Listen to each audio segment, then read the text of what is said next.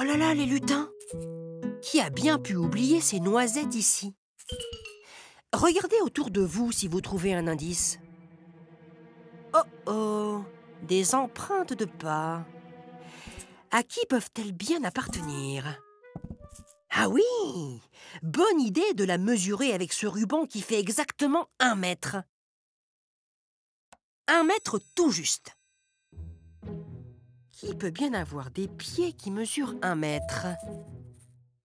Le géant de la forêt, bien sûr! Ah oui, mais il ne mange pas de noisettes. Elles sont trop petites pour son énorme estomac. Ah! Cette empreinte mesure moins d'1 mètre. Mais ce n'est pas assez précis. Il faudrait une unité de mesure plus petite.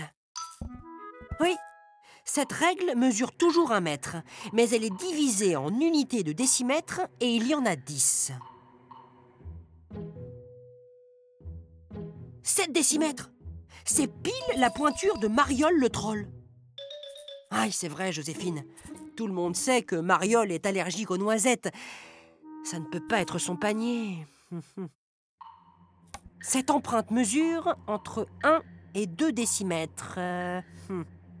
Ce n'est pas assez précis. Il faut utiliser une unité de mesure plus petite, le centimètre. Il y a 100 centimètres dans 1 mètre.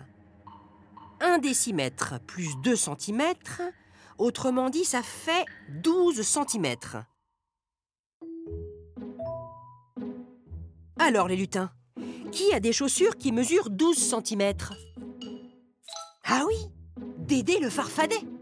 Mais je vous arrête tout de suite. Dédé est en vacances loin d'ici. Il vient de m'envoyer une carte postale. Bien. Aucune de ces 3 empreintes n'appartient au propriétaire des noisettes. Le mystère s'épaissit. Mais ces empreintes sont toutes petites. Le centimètre ne va pas suffire. Bien vu, Joséphine.